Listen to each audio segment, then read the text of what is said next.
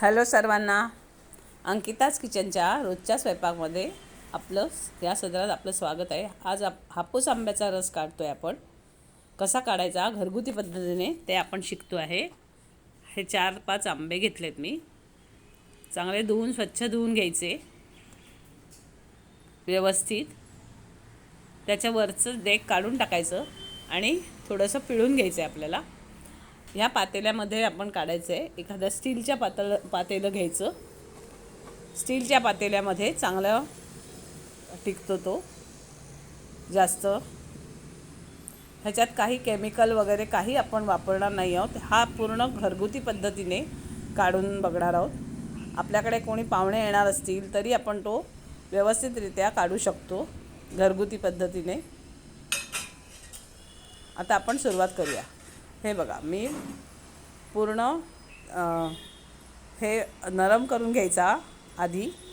आंबा आधी नरम करून घ्यायचा. त्याच्या आधी वरचं देठ काढून त्याचं पाणी, ते जे रस असतो तो काढून टाकायचा. अशा तऱ्हेने पूर्ण पिळून घ्यायचा, म्हणजे त्याची बाट खाली पडते व्यवस्थित. आणि तीही चांगली व्यवस्थित पिळून घ्यायची आपल्याला, म्हणजे पूर्ण रस बाहेर येतो, सगळा वापरता येतो. ह्या ज्या शिरा दिसत आहेत थोड्याशा, ज्या काय आहेत त्या आपण पूर्ण काढून घेऊ शकतो.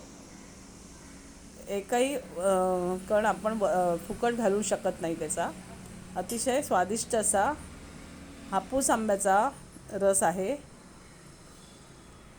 असा पूर्ण काढून घ्यायचा व्यवस्थित. त्याची बाटही चांगली, त्याचा रस काढून घ्यायचा व्यवस्थित. अशा पद्धतीने काढून घ्यायचा.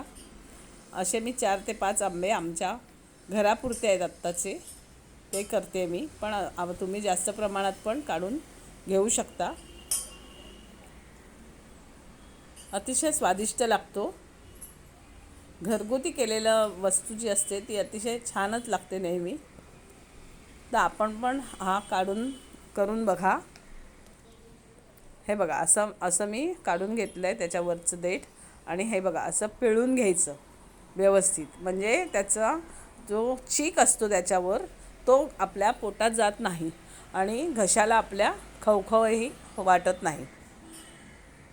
अशा पद्धतीने व्यवस्थित काढून घ्यायचा. पूर्ण पिळून घ्यायचा. तो आधी नरम करायचा आणि मग पिळून घ्यायचा, म्हणजे आपल्याला लवकरात लवकर ते काम तयार करता येतं. आपण व्यवस्थित काढू शकतो. लवकर तो काढला जातो. आधी नरम करून घ्यायचा पण, आणि मग पिळून घ्यायचा. आंबा अतिशय स्वादिष्ट असतो हा. अशा पद्धतीने काढायचा. मी दाखवते ना तसं, म्हणजे पूर्ण आंब्याचा रस आपल्याला मिळतो.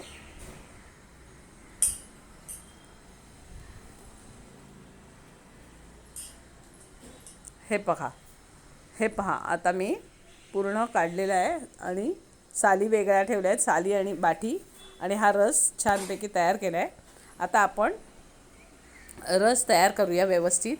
ह्याच्यामध्ये बारीक कुटलेली मी कुटून घेतली आहे ती काळी मिरी घालायची 1 चमचाभर, आणि किंचितसं मीठ घालायचं.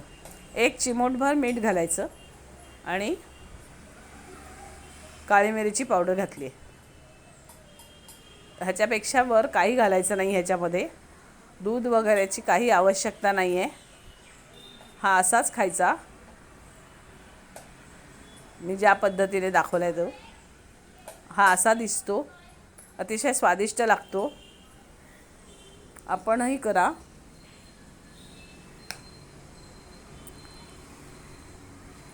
आता आपण अशा प्रकारे आमरसपुरीचं ताट वाढून घ्यायचं. Okay, bye bye.